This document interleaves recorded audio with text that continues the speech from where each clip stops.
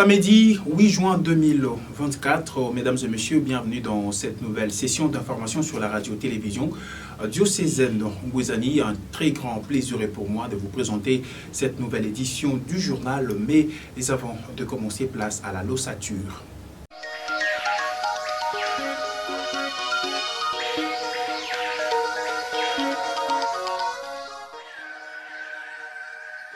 L'Église catholique romaine célèbre ce dimanche 9 juin 2024 la solennité du Sacré-Cœur de Jésus.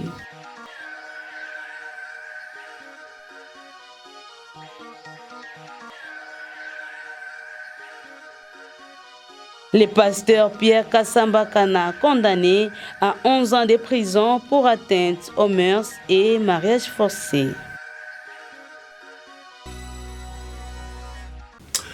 Fin de principales articulations, encore une fois, mesdames et messieurs, bienvenue dans cette session d'information sur la RTDN. Au chapitre de l'église locale, mesdames et messieurs, sachez que l'église catholique romaine va célébrer ce dimanche 9 juin 2024 la solennité du Sacré-Cœur de Jésus. Mais quelle importance que l'église accorde à cette fête? La réponse est avec le curé doyen de Boma, l'abbé Ferdinand Makoko, au micro de Lise Kembe. L'Église célébrera la solennité du Sacré-Cœur de Jésus. Le Sacré-Cœur de Jésus symbolise l'amour de Dieu pour les hommes. Dieu a pris la nature humaine et a donné sa vie pour les hommes. Et célébrer la solennité du Sacré-Cœur de Jésus, c'est contempler le cœur humain de Jésus dans lequel Dieu le Père a caché toutes les merveilles de son amour pour l'humanité. Et la personne qui accepte, de célébrer cette solennité du cœur de Jésus est invitée à fixer son attention sur le cœur aimant, compatissant et miséricordieux qui révèle le cœur de Dieu. C'est cet amour que chacun de nous, chaque personne qui accepte de suivre Jésus, doit imiter. Imiter cet amour aimant, imiter cet amour compatissant, imiter cet amour miséricordieux. Bref, notre cœur doit être un cœur aimant, un cœur compatissant, un cœur miséricordieux. C'est là accepter d'imiter le cœur de Jésus. Les fidèles qui acceptent de célébrer cette grande fête, c'est bien, mais ce qui est plus demandé, c'est d'imiter le cœur aimant, le cœur compatissant et le cœur miséricordieux de Jésus.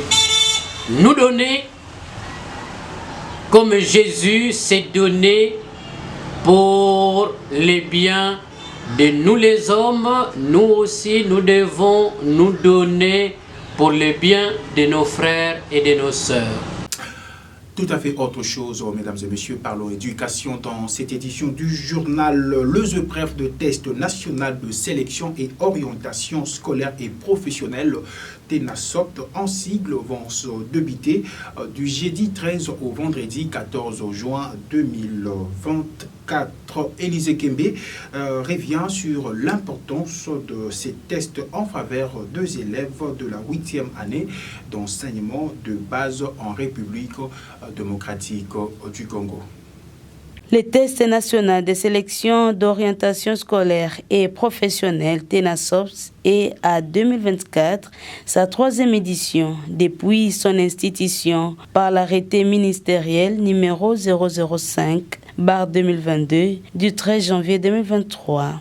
Selon les calendriers scolaires 2023-2024, cette évaluation qui sanctionne par un brevet la fin des cycles de l'éducation de base est prévue les jeudis 13 et les vendredis 14 juin 2024. Cette épreuve concerne les élèves de la 8e année, c'est-à-dire du cycle terminal de l'éducation de base. Ces tests ouvrent la voie aux 4 années des humanités. À la sous-division de l'EPST Boma, l'heure est au préparatif de TENASOPS 2024. Martine Boya a de nouveau invité les enseignants de son secteur de bien revoir les matières dispensées aux élèves.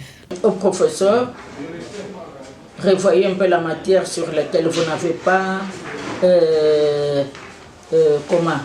mis un point pour essayer de rappeler aux enfants certaines règles de grammaire, de mathématiques et j'en passe. Toujours dans ce même registre, mesdames et messieurs, interrogés à ce sujet par nos reporters, la sous-province de l'EPST Boma a fait savoir que ces tests permettra de dégager le profil psychologique de chaque élève qui va y participer, d'orienter ces derniers selon ses aptitudes vers le type d'enseignement organisé aux humanités. Martine Boya ajoute par ailleurs et invite les enfants à revoir leurs matières, elle a dit au micro de Crépangumba. Nous sommes dans les préparatifs des examens de TENASOSP 2024. Nous demandons aux enfants d'abord d'être prêts à affronter ces examens, à revoir donc leur matière. Ces examens, ce sont des examens dans lesquels l'enfant détermine sa vie future. C'est-à-dire qu'il sera devant un choix d'une option qu'il va embrasser pour devenir ce qu'il projette dans l'avenir. Qu'il ne soit pas distrait, qu'il ne pense même pas à une quelconque corruption, mais qu'il pense seulement à étudier et de devenir ce qu'il veut. Alors, nous demandons aux parents, la 8e est parmi les classes du secondaire. Au secondaire, on paye le frais. Il y a le frais de TENASOSP. J'espère que tout enfant a déjà payé ses frais. L'examen débutera le 13, le jeudi de la semaine prochaine. Et ces examens prendront fin le 14, vendredi 14. Le respect de l'heure et des rigueurs. Que chaque enfant sache gagner l'école à temps. Que chaque enfant ne dérange ni les bâtiments, ni les bancs de l'école. Le respect des biens communs. Le respect de l'environnement. Pourquoi êtes-vous habitués à jeter le papier de gauche à droite, chers élèves? L'enfant a débuté la fièvre il y a 2-3 jours. Mais attaquer directement, préparer déjà l'enfant à présenter les examens avec une santé de fer. Si vous attendez que l'enfant aille d'abord aux examens, eh bien, ce n'est pas tellement gai.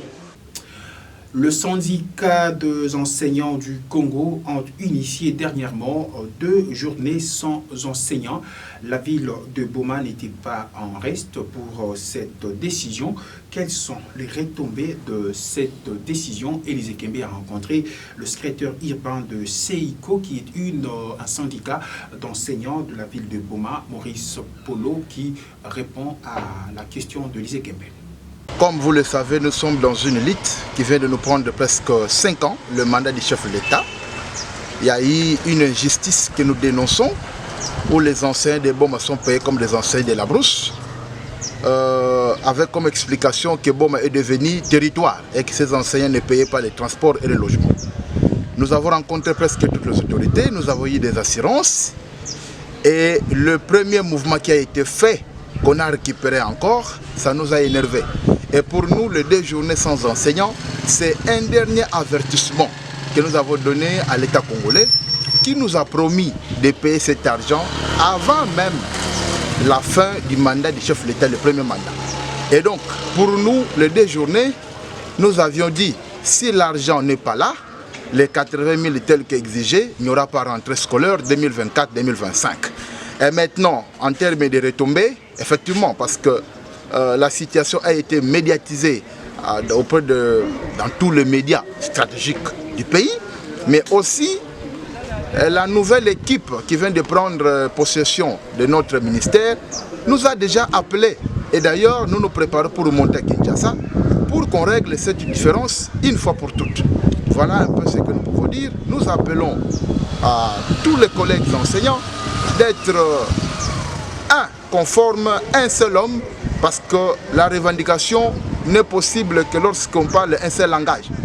Ici, ça s'agit d'un intérêt communautaire, pas un intérêt individuel. Et donc, personne ne peut dire qu'il n'a pas raison de me soutenir, mais je crois que nous avons tous cette envie d'être ensemble parce que nous défendons la ville de Boma et non nous défendons un individu qui est Maurice Paul. Le programme élargi de vaccination antenne de Boma organise du 13 au 15 juin prochain la campagne de vaccination contre la poliomyélite couplée à la supplémentation en vitamine A et à la déparasitage en albendazole. La dite campagne va se dérouler en stratégie porte par porte et le cible, ce sont les enfants de 0 à 59 mois. Jointe à ce sujet par nos reporter Madeleine Mbungu, chargée de Task Force Communication Antenne PEV de Boma, sensibilise le parent à faire vacciner les enfants car, dit-on, vacciner c'est aimer, vacciner c'est protéger.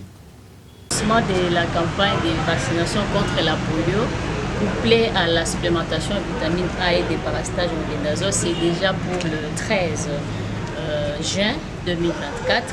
C'est ici l'occasion de demander à tous les parents ainsi qu'aux gardiens d'enfants de pouvoir rendre disponibles les enfants, c'est-à-dire présenter les enfants aux équipes des vaccinateurs qui passeront de porte à porte pour administrer les vaccins aux enfants et également donner la vitamine A et l'albendazole. Et le c'est la kutu banandinga samla kuzabisa nkangu ambanza boma mingi babuti et manaka ya mangwele ya ekina kubanda le 13 juin ya kina pour concerner bana ina kina kitezo bavola banda 0 59 mois et na bana ina bake pesa bawo mangwele ya buka bake bola diaka na zulu na yao et comprimé albendazole p vitamine A metumeza bati kimbevo ya buka yaki kuzaka salati mwana vwanda infirme toute la vie, c'est-à-dire il peut arriver que mwana mebutuka mbote mais du coup angi kukadia kutambula diaka ve makulu melemba et c'est irréversible kanati mwana mekuma na kaina ya polio aussi vitamine A metumeza bati yake mbote vraiment mfunu mingi samu na kutanina notamment mavimpi ya beto batu pe bana beto nene metadila kimbevo ya meso et bola diaka albendazole samna kunwanisa ba vers intestinaux et tope kunwanisa banyama ngimona ke nyoso ni yake mfumu samu na mambote pe mavipi ya bana beto kanati kimbevo mekota na inzo ya kuzaka salati économie ne betindaka lunda moyen beto lunda ya ukiri parce que malade mekota alors que le gouvernement mais faire preuve de responsabilité avec le plus de ses partenaires pour que va rendre disponible les vaccins pe bilongo ina mefwana kana samu na kutani na mavipi ya bana.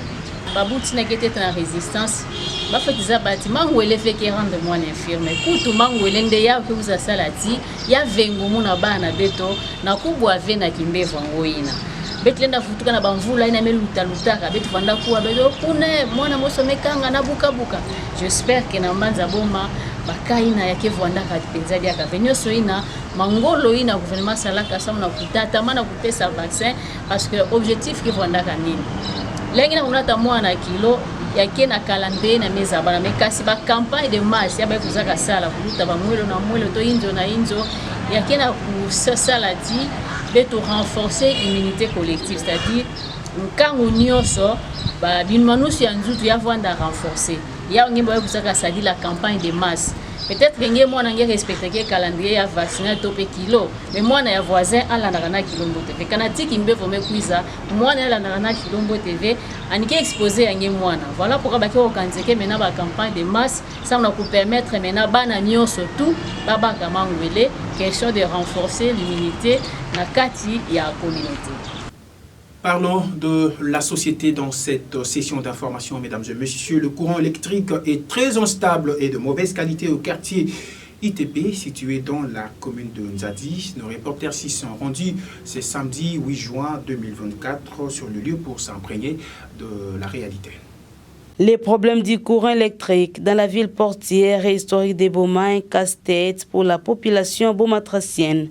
C'est le cas des habitants vivant au quartier ITP. Nous sommes là dans la commune d'Nzadi. Dans ces coins de Boma, le courant est très instable et de mauvaise qualité. On constate les noirs dans cette partie de la ville, ce qui engendre une certaine promiscuité, même à des moments que l'on suppose avoir de la fourniture en énergie électrique. Certains habitants craignent de ce que cela présente comme conséquence sur les plans économiques et sécuritaires. Ces coupures inattendues de l'énergie électrique occasionnent plusieurs dangers. C'est notamment des incendies, l'insécurité, ceux qui gardent leurs aliments dans les frigos et congélateurs ne savent comment se comporter actuellement. Cette pénurie du courant va occasionner un déséquilibre thermique des produits conservés.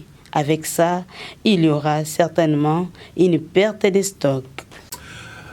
Parlons politique, mesdames et messieurs. Après avoir suivi la déclaration d'une frange de députés de l'Union sacrée qui met en garde l'autre camp de l'Union sacrée à Boma, Maître Melchior Ntwadi, analyste politique de la ville de Boma, donne son point de vue dans ses propos recueillis par Crépin Ngumba.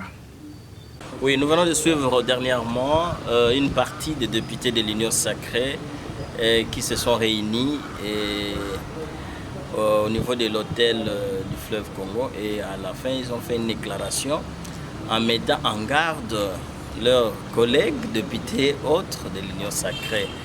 Et tout ça, ça ne rassure pas le peuple. C'est vrai qu'on a des assurances que le gouvernement va être investi la semaine prochaine, mais on sent quand même qu'il y a des tergiversations au sein de la mouvance présidentielle.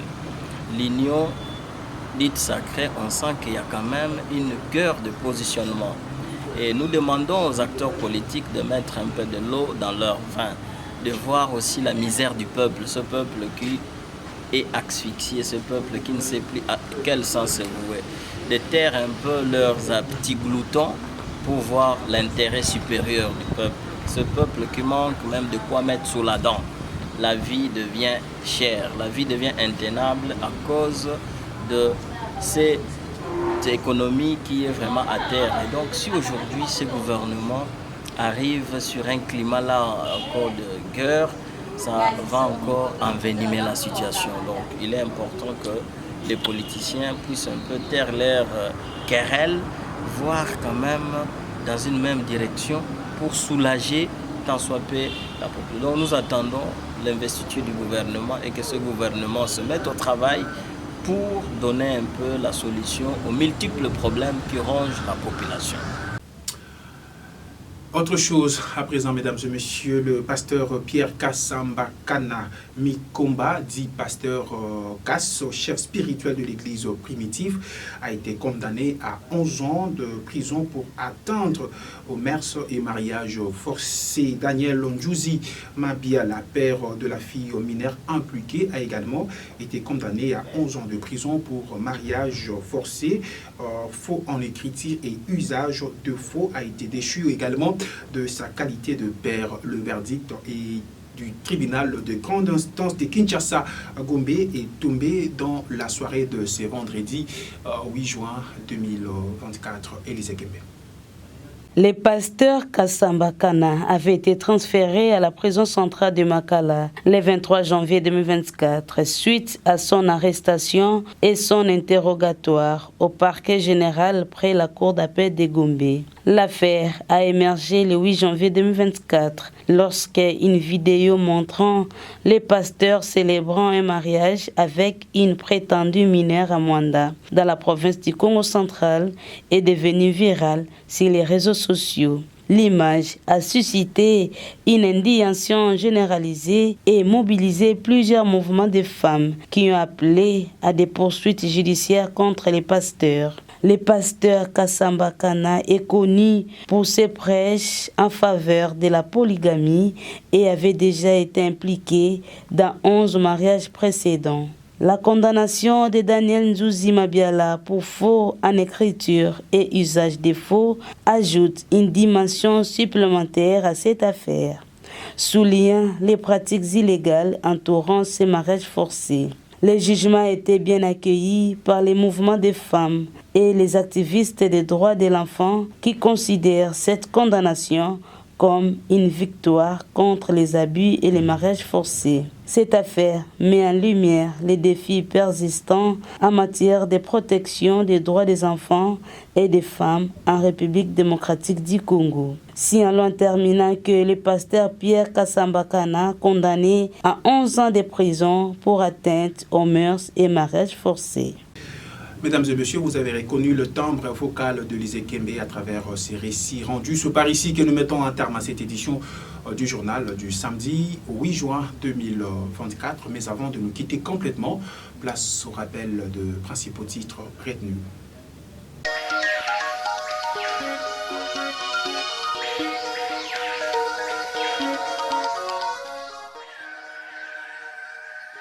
L'Église catholique romaine célèbre ce dimanche 9 juin 2024 la solennité du Sacré-Cœur de Jésus.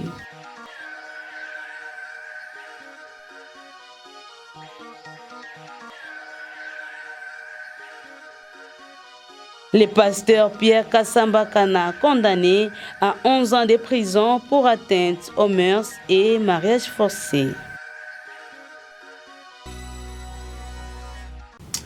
Et voilà, ce journal est complètement fini. Merci à vous, mesdames et messieurs, de l'avoir suivi et surtout bon week-end chez vous.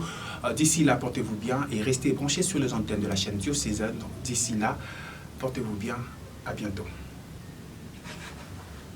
Suivez également ce journal sur YouTube en tapant RTDN Boma. Partagez et abonnez-vous.